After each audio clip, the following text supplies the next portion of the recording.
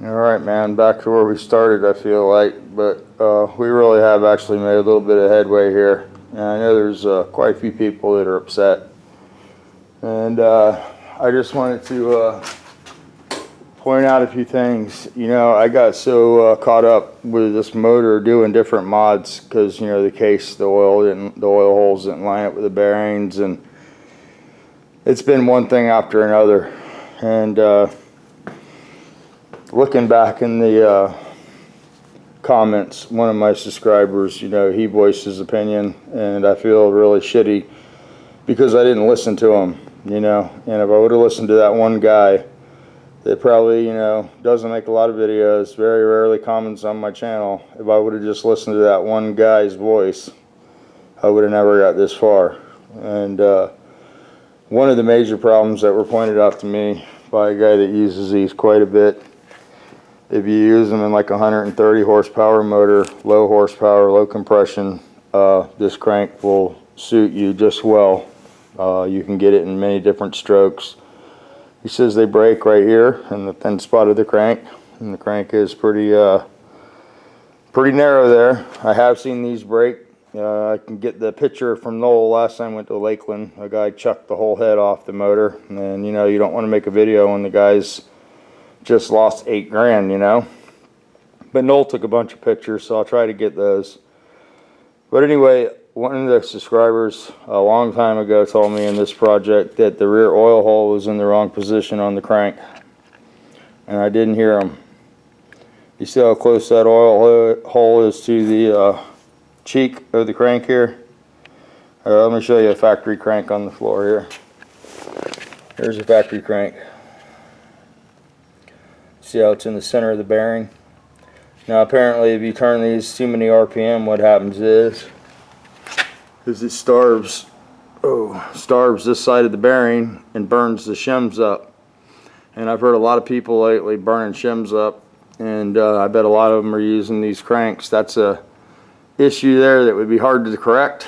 You'll see in the Volkswagen has a really deep chamfer in it, and those have a small little scallop, and the scallop even favors towards the crank even more. It doesn't, you know, I don't know if you could scallop it over towards the center of the crank, try to feed some oil over that way. But that's one of the issues with a lot of RPM in these. Apparently the rear bearing becomes compromised pretty quickly. One of my subscribers did mention that, and I didn't listen to him. And you know, it took somebody that was a little above me to tell me, hey dude, you need to you know, listen to what your subscribers are telling you and look at that oil alignment hole in the crankshaft. That's going to be an issue. So one of the other issues was the straight cut gears. There was a lot of debate over that. We don't use those on street motors typically. Normally it's just like a race motor. This is always intended to be sort of like a weekend warrior type deal, strip street motor. But you know, I won't be driving long distance in it or anything, and it's just going to be around town, and it will get freshened quite a bit. It will get taken apart and checked, and this is one of the things that you learn to do when you have these kind of parts, or even a Volkswagen in general, man. You're always taking it apart and looking at the cam, looking at different things and changing stuff, and it's an ongoing process. One of the other issues that I didn't even catch on this was the crank hits the journal right here. You can see where they've clearanced that quite a bit for that deal, but it's still real close to this. The counterweight is like it's welded too far forward, and the other deal was right here. I had to cut that quite a bit to get the counterweight to swing through there, and just cleared the center main. And that's this part of the crank.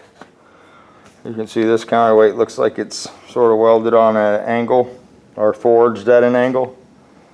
So this is the stuff that people pointed out to me with calmer minds, and you know, it just took the right person telling me, hey man, you really want to do what you're doing. So I'm sure this motor would have run 100% until it didn't run anymore, and then it would have been catastrophic. And I don't like catastrophic failures. I don't think I've vented a Volkswagen motor yet. Somebody wanted to know what would happen if we ran it, and I can show you what would happen. In my situation, this is what would have happened. Right here. Yeah, hole like that. And you know, those are pretty good parts in that motor that broke. And I see it all the time. I just, you know, sometimes I think that it's not going to happen to me. So I make bad decisions. And I didn't think I should make a bad decision when I was building this motor. I know I did have another long-time subscriber tell me that it's okay if you want to, you know, maybe cut some corners for yourself. But when you're showing people how to do stuff, you should probably take the time to do it right. And, you know, make it as bulletproof as possible. And I neglected to do that. So, for you guys that understand, I appreciate it, you know. Believe me, it's hard on me, man. You know, I have to go spend more money. And I just bought these push rods and made them up already. These are 126 bucks, you know, those aren't cheap. So I'll probably never get the motor the same exact size again, and end up having to buy another set of those on top of the crank. Just depends if I can get the same size rod and all that stuff. I want to try to duplicate it as close as I can. I just want to put a more dependable part in there. And you know, I race with other guys now, you know, and if I want to put one of my motors in their car, I don't want them to be uncomfortable because it has you know, not the top of the line crank in there. And I want them to be comfortable when they drive the car and not worry about, you know, blowing the motor up. So that's another consideration. It probably won't be operated by me, and you know, it's going to be wide open, dump clutch, bang the gears, you know, and run the shit out of it. So I don't want to have failure. I want to try to be halfway successful when I go to the racetrack and not embarrass myself. So that's why I did what I did. That's the one major thing that I wanted to show you, was the alignment of the oil hole in relationship to the bearing. And you know, there's the bearing there. It feeds a lot of that hole through, and when the hole's that far off, it favors that side of the bearing. And you know, you can get into a situation where you're getting less and less oil down here, which isn't good. So I don't know how you'd fix that. I don't know how you'd move that hole where it's supposed to be. And I don't know why you would move it from where Volkswagen put it. It's not just that one crank. There's another one. Another one. You know, they're all in the center of the journal. Every one of them dead center. And not so much, not so bueno here. Way over by the counterweight. So I had some reasons to do this. I know some of you guys mentioned that, you know, I probably should have just put it in there and saw what happened. But you know, I don't know. You know, the case is $950, the cam's $100, the lifters are like $100 and something because they're super lightweights. Piston cylinders are $400. The heads are $1,200, and you start adding all that up. This is one of the cheapest parts in the motor to fix, and you know, I'm pretty sure I'll get some good passes out of the scat crank. I'm going to go with one of those. I have a Volt stroker in my race car, and I've had it since '89, I think. '85 I bought it, and I think I've turned it one time. But anyway, I'll probably go with some Potter rods just because I know those work, and hopefully I can get them the same length. The other things that I didn't like about these rod bolts were, these are scat bolts, they're not ARP bolts. You just say scat on them. They are 3/8, but there's not two bolts on this crankshaft that are the same length, pre-installed or after they're stretched. And that was another thing that sort of concerned me. None of the bolts were the same length. And you can see some of them come out of the rods further than the other ones do. So that was a little discerning, and just a combination of things that were wearing on me, and I thought it would just be best to go ahead and fix it now. I talked to another subscriber, James. He builds quite a few big motors where he's from in Kentucky, and They like to use the Scat $400 crank, you know, if you want an alternative to this. I guess it fits the motor much sweeter, and he says you have to do less clearancing. So that would be an alternative to this. It would only be $100 more, and you know, the build process would probably go a little smoother according to James. So I have to, you know, I have to listen to the people that leave comments and call me and talk to me on the phone, because, you know, I ask you guys to get involved with the channel and tell me if you guys have failures and your ideas and stuff, and for me not to take your advice and just to go, well, and you know, I don't need it I told you so moment. I try to never use those words. My buddy Kenny Roberts, I said that to him one day when we were working at Ron John Tranny's transmission together, and I don't know, tranny blew up or something. He took it apart, and there was a part in there I thought would be bad, and I said, I told you so. And that was it between me and him. We were longtime friends, and you know, he would always come over and help me start a cooler line if I couldn't get it, or if I needed to know something, I could call him and, you know, get advice from him. And ever since that one day where I said I told you so, that privilege has been gone forever.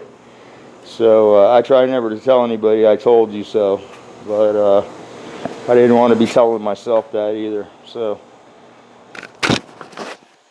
that's why I did what I did. I just caught the camera. That was pretty incredible. My reflexes aren't that good anymore. Thank God I had it in me. Somebody wanted to know if these heads would fit a 1600. And you wouldn't be able to use that size valve in a 1600 because it wouldn't open. It would hit the cylinder unless you didn't open it very far. But if you go look on CB's site, they have some nice 044 heads there, and you can get those for an 85.5 jug. So, you know, go check that out over there, and you probably, you know, get some heads that are better tailored to the size of your engine. You know, we could probably sneak these on a 1600 somehow, some way, de-stroke the crank, use an 88 cylinder, and maybe. But a lot of the old motors we raced were really small with badass heads on them, but you still have to buy quality parts when you start, you know, putting heads like this on, because it compromises the other parts, you know. When you're making 56, 100 horsepower, you're only expecting so much out of the parts that you're using. And when you're expecting more power, you know, obviously you have to have the hardware in there that's going to stand up to what you're trying to do. So I sort of got, you know, greedy along the way when I was putting this together. Originally it was supposed to be a super low compression wedge port motor, and I had 300,000 spacers for the jugs, and I put it all together like that, and I was like, man, it's going to be a pig. So I just didn't want to leave myself with no options, so I gave it some compression, put a little more head on it than I intended to, and things just got out of hand. So we just got to get the right crank for what we want to do, and this crank will find its way in a low horsepower, you know, application for somebody that's not going to turn their motor over, you know, 5,500, 6,000 RPM, and they'll be happy with that. I still don't know what to do with this, you know. It's sort of concerning. And you see a lot of these on the Sambo that are turned once. So a lot of people turn them and don't put them back in, and that should be a clue. And it wasn't enough of a clue for me, and I had to live and learn. And so that's where we're at. We'll just move on from here. I didn't make it to the show today. I can't drive right now, so, you know, somebody has to drive me around everywhere. And Hans wanted to sleep today. Andrea had stuff to do, so she's going to take me in the morning, and I'll try to take the camera over there and get some of that stuff. And that's what's going on. I'm going to go sit down and relax for a little while. Take my neck collar in and put it on as I go inside, so she thinks I've been wearing it the whole time. And you guys have a great day. And again, sorry if I made some of you mad, but it's a necessary evil, believe me, trust me. In the long run, you'll all be happy.